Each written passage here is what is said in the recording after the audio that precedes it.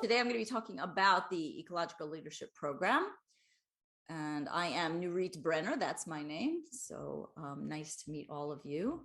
Some of you already know me. So a little background about me, just so you know who I am. I'm the director of the program, the Ecological Leadership Program, and I have a PhD in organizational behavior, which makes me a business school professor. So in my past, I ran an MBA program, and I've taught at about 5 or 6 business schools, both in the US and overseas in Israel, which is where my background is, where I'm from. But a few years ago, I began to recognize that everything we were teaching at business school, everything we teach business school students is problematic. And I'll explain why. The whole economic paradigm that we're teaching is fundamentally flawed, because every single class in a business school curriculum is about growth. It's always about growing a business, growing an organization, growing an economy. And that's a big problem. Why is it a big problem? Because we know that infinite growth on a finite planet is physically impossible. And I'll say that again, because this is not, I'm quoting here, I'm quoting many people who said that infinite growth on a finite planet is physically impossible. And we know this. I mean, it makes sense when we think about it. And yet our economic paradigm forces us to continue to grow indefinitely. And we are now seeing the results of that. We're seeing the end of this story of growth that we cannot no longer sustain.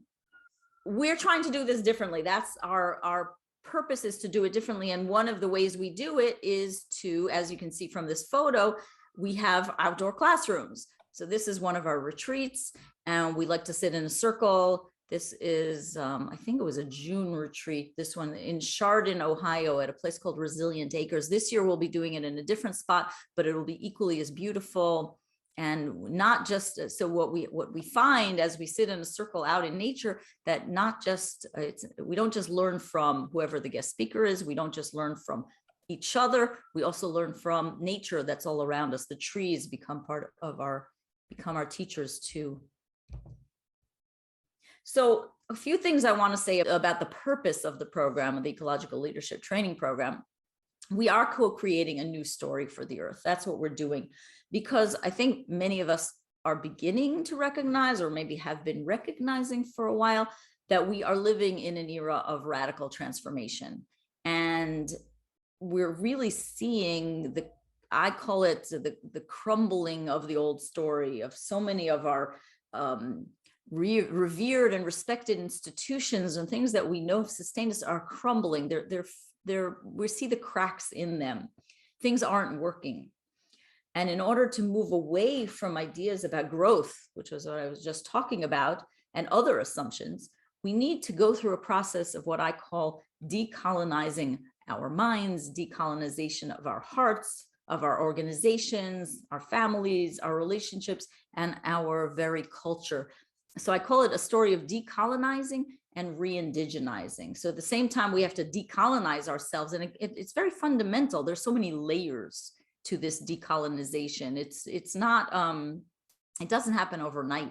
It actually takes years to recognize all the ways we've kind of colonized, or this culture that we've been living in has colonized us. And then we have to re-indigenize. That's the flip side of the process. And that means reconnecting to the earth. And there's so many ways we need to reconnect to the earth, and we're relearning to reconnect to the earth. So out of this desire to be part of this shift, we created this program. New stories, it's about new stories. This is on the slide itself, a new way of being, a new leadership to forge the path forward. And ecological leadership, to me, or to us in the program, means embracing the idea that we are all emerging into the future, but the future is reaching out to us. So there's a kind of meeting of us with the new future. And the new future is an awareness of a shared web of life. And very important is to know that we can't do this alone. The recognition that we can't do this alone. We have to go through this process And in order to create this new story or this new paradigm, we have to do it together. We have to do it in community. We're not meant to do it alone. This current story has been very much a story of individualism, of everybody living in their own little homes and separate nuclear family.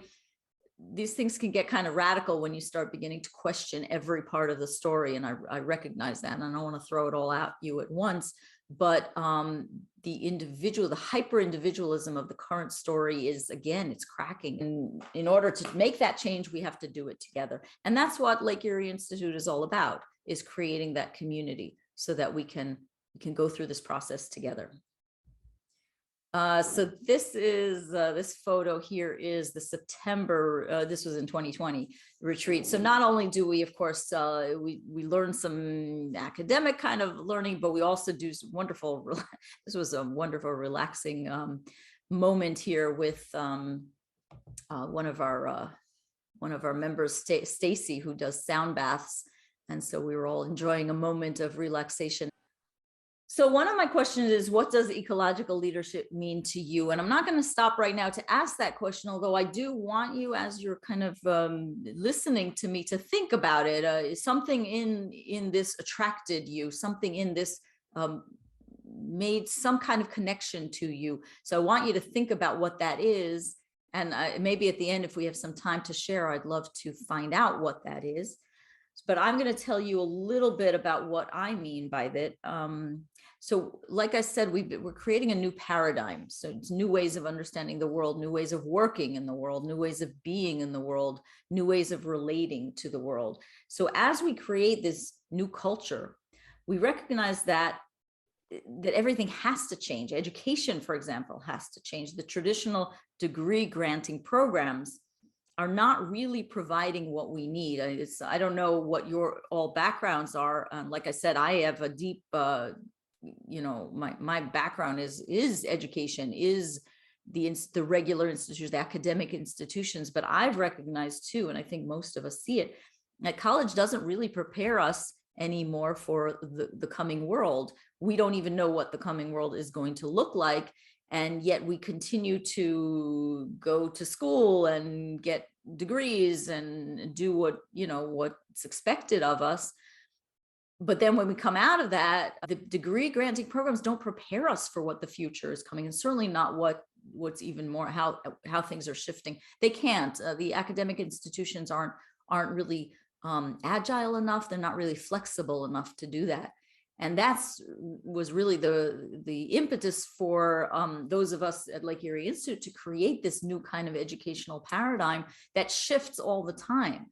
It changes depending on who comes to the program. So each cohort, and as Brad, who's here, one of our faculty members is here, will attest that each year looks different because it depends who's coming, who's going to be there. We can't always teach the same thing. It's not a rigid system. It's about flexibility. It's about meeting the folks who are here and meeting the new challenges that each year brings. The other thing that our current educational system doesn't always recognize is our gifts. So sometimes our gifts don't match what the old system expects of us. And that's, again, why Lake Erie Institute is much more dynamic and agile. We're trying to meet you, if you're a participant, meet you where you're at, and then find those gifts that can be offered back to the community. It's all about creating community. There's another aspect to this program that is very important, that we're grieving. We have to recognize and give voice to the process of grieving for all that we see around us that is being lost. And that includes our biosphere, that includes species loss. It includes, there's a lot that we're losing at this moment. We all recognize that. If you're here in this room, I know that you see that already. I don't have to explain that. But again, you can't grieve by yourself, or if you do, you remain in a lot of pain. But if you do it in a setting that's a circle, like what we create here together, then you can begin to heal and to feel it in different ways. So it's a journey. It's really it has many layers to it. And of course, it's all about that re-indigenizing, which is what I've been talking about too. As we decolonize, we also re-indigenize, and that's about healing our connection with the planet and all the harm that our economic system has done to the planet. So these are the 5 areas of study. These are the 5 areas. They're ecological economics. That is my passion, as you can already hear a bit more about that. Eco-psychology, which has become very important. I'll talk a little bit more about that. Regenerative practices, which includes permaculture, which Brad, who is here with us, he teaches that, and ecological design as well. And I put that under the umbrella of regenerative practices. Eco-entrepreneurship, here's where the question of what I'm going to do next becomes very salient. So those of you who've come in here saying, hey, I'm not sure what I want to do next. I'm between jobs, or maybe I'm tired of the job I'm in, or maybe I've been searching for a while and jumping from thing to thing and not sure what I want. That's what eco-entrepreneurship comes to help us figure out where our gifts match where the world is going and what we can offer. And eco-spirituality, because we have to talk about spirituality. I think that's part of that grieving process I was talking about. There's our heart has to be here too. It's not just about hard sciences or evidence or anything like that. It's also about really reconnecting with each other, with the natural world. And that to me is eco-spirituality, but we'll talk about a little bit more about that too. Like I said, I love ecological economics. It's my thing. So I've already talked about how we are hitting the limits to growth. We cannot grow any longer, but that's what conventional economics is all about. It makes the following, it makes more than just these assumptions, but these 3 assumptions are very, very major. The economy can grow indefinitely. So even though we know that that's not true, even though if you were to ask anyone, they would say, oh, that's not possible. And yet that's the paradigm that we are living in. So how do we shift away from that? That is a big question, which we can't answer in 5 minutes, but that is the challenge of our times, to move away from an economy that's all about infinite growth. Another one of the assumptions that conventional economics makes is about that the market will solve everything. Market and technology, those will solve all our problems because they always have. That's the belief in innovation, the belief in progress, that we're always going forward and we're always getting better than we were before. And that has been, at least according to this paradigm, has been the trajectory that our culture has been on. And yet it's false. I mean, it's not really true. It's one of the flawed assumptions of our current system. And again, there's a lot to dig in there, but let's leave that one alone. And the third one is that nature is here for us to use. We can use nature as a resource, which of course is what we're doing. We extract from nature all the time. And the good economist, good, quote unquote, is able to see a forest and calculate, how much it's worth, how much the lumber is worth, and how much, whatever we can extract from it, instead of realizing that the real value of nature is maintaining it, is sustaining it, and regenerating it. So yeah, so down below I say mainstream economics does not recognize that we live on a finite planet. And it's funny, if you were to ask even economists, they would say, oh yes, of course that's true, but that is not how our economy is run.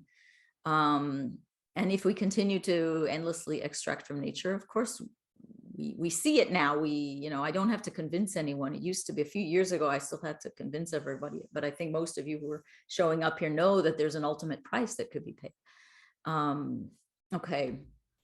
So that's on the, just the tip of the iceberg, but that's ecological economics in a nutshell. And what is ecological economics? It's actually a bridge. I see it as a bridge between not only ecology and economics. So it kind of combines psychology and anthropology, archaeology, history. That's ecological economics, takes all that in.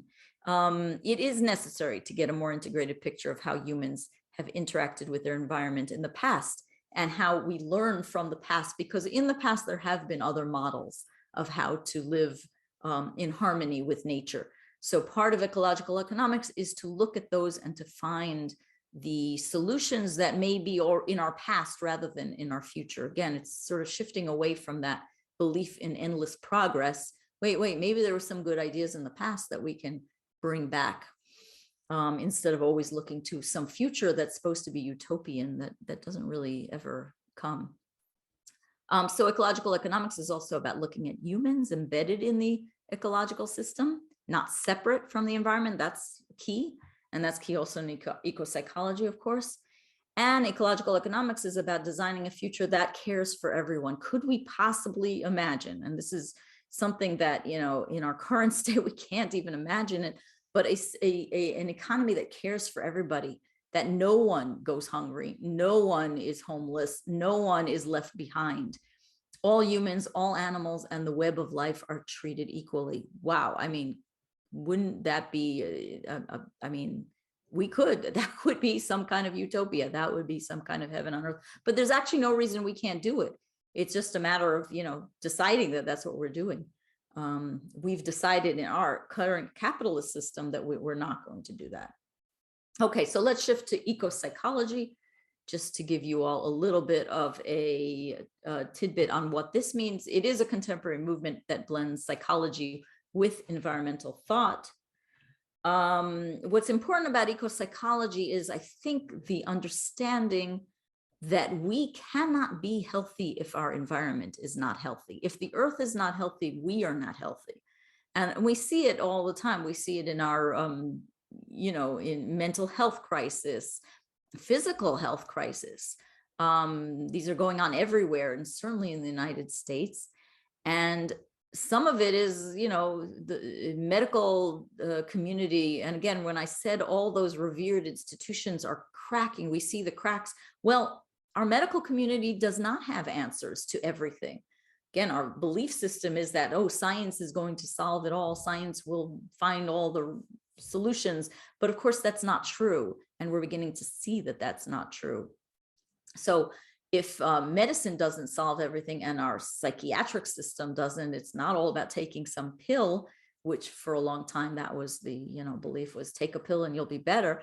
What do we turn to? Well, one of the things we turn to is nature itself, our environment, our planet. So practitioners of eco-psychology help others connect to the natural world to increase physical, psychological, and spiritual wellness. And it is all about healing ourselves while healing the earth, and healing the earth while healing ourselves. Those two things go hand in hand. We cannot, again, we are not separate from our planet. We are not separate from our environment. We are not separate from our ecological system. And therefore, if we want to heal, we need to heal each other at the same time. And this is an example of a forest therapy walk. This is the photo I think I used in the preview, in the promotion on Facebook. But this was a moment that it was a great shot. I don't remember who took the picture, but it was a moment of, we did a forest therapy walk with Mary Alice, who is our forest therapy expert, who does a wonderful job. She takes us through the forest, and we really have an incredible immersive experience. And that is part of one of our retreats, usually our first retreat. And this is another photo of our group, one of our cohorts. This was a fire ceremony led by Chris Reynolds, who's the one there with the drum. And we do some fire ceremony too, because like I said, it's a new kind of education. It's not all about studying. It's also about being very experiential. So like I said, we have these 5 areas of study. I'm just bringing this slide back up again, because I'm going to shift now to regenerative practices. So regenerative practices are things like understanding how to regenerate our water and our watersheds, ecosystem services. Food justice is another topic that comes up. We sometimes have guest speakers, and Brad, who is here, one of our faculty members, he talks a lot about permaculture, but he also talks about many of these other topics here, agroecology. Urban agriculture is big. We have community gardens, land preservation, renewable energy, green building, and it's also about advocacy and activism and regenerating the culture. So under this umbrella of regenerative practices, there are many topics that come up, ecological design among them too. And so often we have guest speakers who come in and who are experts in one or some of these fields. And we have some fascinating guest speakers in this program. I think that they're incredibly interesting and stimulating and inspiring. And this is one of this was our, so if those of you who are from the Cleveland area, we were taking a tour of Ridall, which is an urban farm in one of the kind of the, what you would call the most inner city type of neighborhoods. And what they've done there is remarkable. They've regenerated this entire area, and it's providing, it's flourishing in ways that, you know, it hasn't for years. And these are the folks from Ridall who were giving us a tour at the time. We'll probably do that again at some point. So let's talk a little bit about eco-entrepreneurship, because this is where each one of our participants begins to think of their own project. So let me just stop the share for a minute.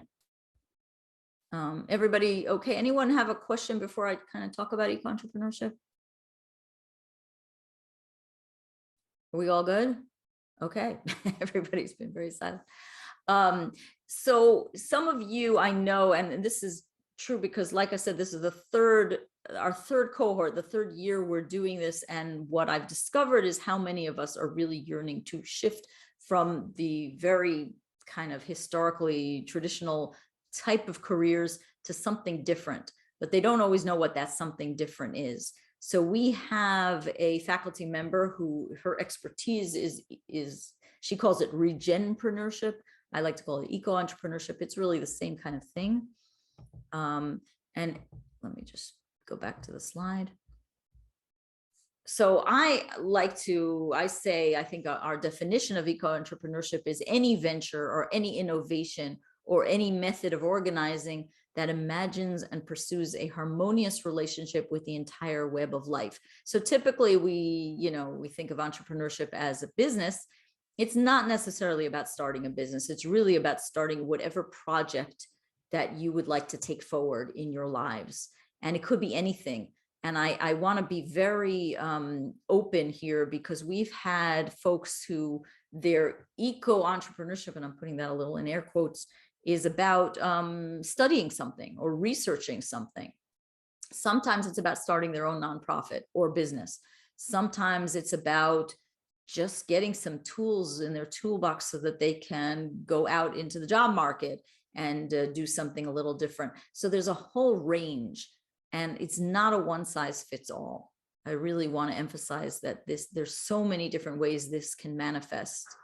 Again, the traditional definition of eco-entrepreneurship was always about business models, and eco-entrepreneurship was about profit through green practices, but we're getting so far beyond that in this program.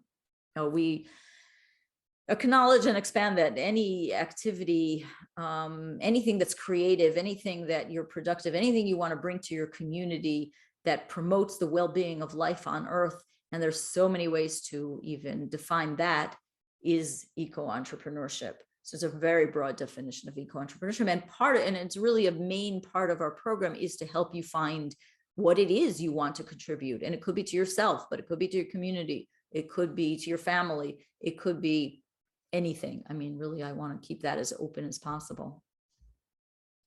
If that makes sense. And there is a capstone final project.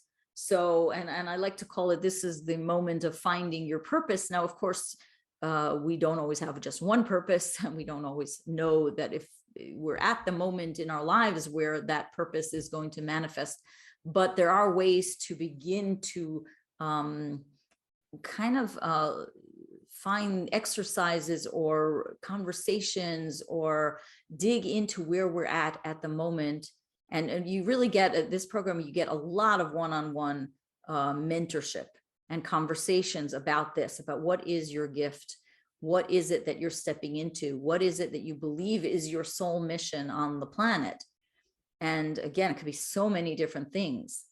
We don't always know what to do with our, we have many talents and many skills and many ideas, and we don't always know how to put them into action. And again, I want to be careful, because it's not always about, at this moment, putting them into action. But if it is, we can help you do that.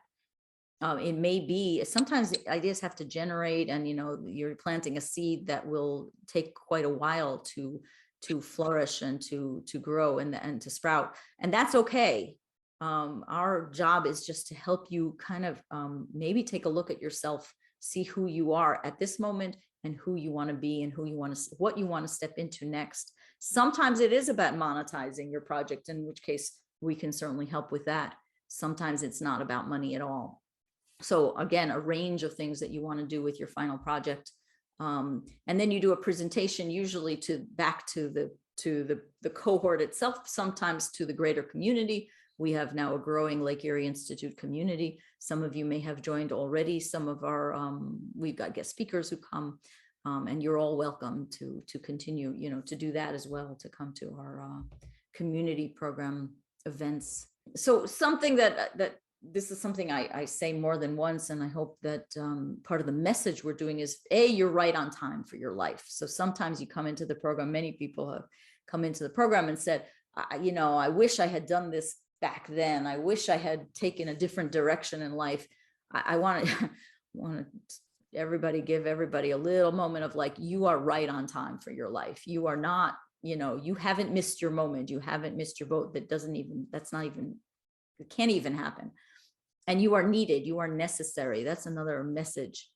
And you definitely have something unique to offer the world. And, the world isn't always a kind place. You might have something unique to offer the world, which the world doesn't seem to want.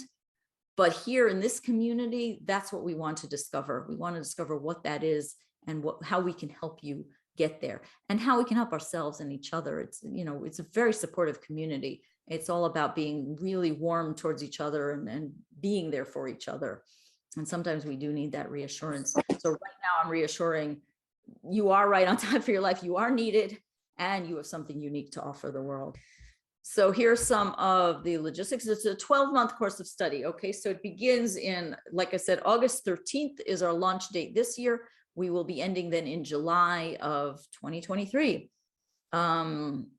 You receive a certificate in ecological leadership issued by Lake Erie Institute. This is a distance learning program. That means, okay, so here, for those of you who are not in the Cleveland area, do take heart, okay? There are quarterly weekend gatherings, but only 2 of them are in person. The other 2 are actually online. The ones in the winter are online because we discovered that it's, people don't want to drive in December. We begin in August, but our first retreat is in September. And I'll go over, I have the dates here. I can show you all. And then we meet again in July of the following year. So we actually only meet in person twice, and those are in the summer months. So those of you who are a little bit of at a distance, you don't have to plan on too much driving or flying or whatever to come to the program. So just want to make sure that's clear. So we have 4 so this is not actually up to date. So we have 4 retreat weekend meetings, but 2 of them are in person and 2 of them are online. We do have bi-monthly meetings via Zoom. That means every other week we meet on Zoom. We meet on Sundays, usually from 10 to 12, although the cohort can decide if they want to shift that timing. And we have done it. Our first cohort had preferred 1 to 3 in the afternoon on a Sunday, whereas this last cohort prefers to get it done in the morning from 10 to 12. No one wants to get up early on a Sunday, so but they want to have the rest of their day free, and we can, as a cohort, decide this in the first meeting or first retreat meeting. So there are also some exercises and assignments, some books to read. We also have an online group discussion. Right now we're doing it on Facebook. At some point we may have a different platform, but at the moment it's on Facebook. So that means we can share with each other what's going on, what's interesting to us, what things we're reading about, or just what's going on in our lives. We do that in a group discussion. And like I said, this is a small group. Yes, and sometimes I connect the new cohort members to older cohort members, only because when I see that someone has some mutual interest, I want to keep, it's kind of like weaving the tapestry of this community together. So I make connections with a lot of people. I do a lot of, help you guys with a lot of networking.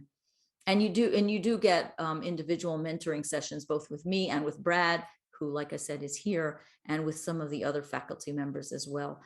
It's all about supporting and guiding you, and it can be either in person, via Zoom, or by email. There are many ways of connecting, of course, these days. So like I said, program launches August 13th, 2022. It does not begin with a field trip to Riddall. This is just another, that's the photograph here, is our field trip to Riddall, which was that urban farm I was talking about a little bit earlier. This just happened to be the photograph I put in this slide. The total cost, because I know everybody's interested, is $4,200. You can do payment plans of up to 20 months. That comes out to about $210 per month. I do want to say this, please take note, you all are here early enough. If there are several 50% scholarships, they are available on a first come, first served basis. So that means that instead of the $4,200, you're only paying $2,100. And you can also spread that out over 18 months. Sometimes I can even do it even a little bit more. It comes to about $100 or a little over $100 per month for that amount of time. So if you're interested in that, please do request an application and a scholarship form from me. And we also, and if you have other challenges with tuition, let me know. We have other, some work exchange you can do, and there are a few other things I can do to help make it affordable for everyone. We don't want to turn anyone away for lack of funds.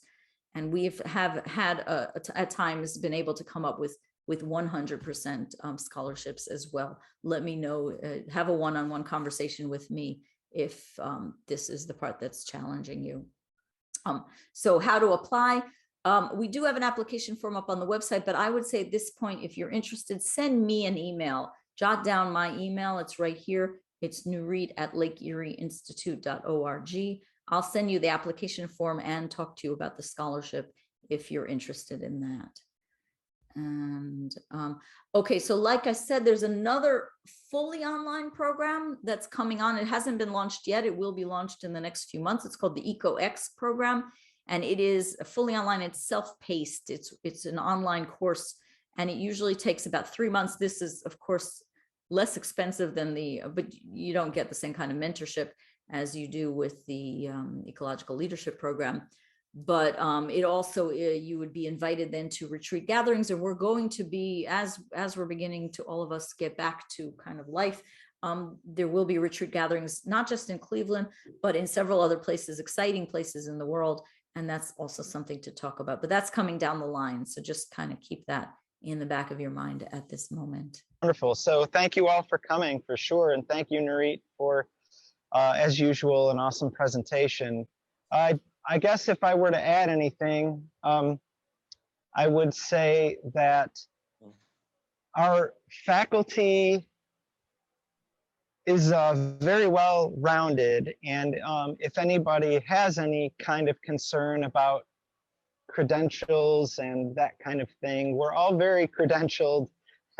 And we all have a lot of experience in not just teaching and higher education and whatnot, but in the areas that Lake Erie Institute offers in the Ecological Leadership program.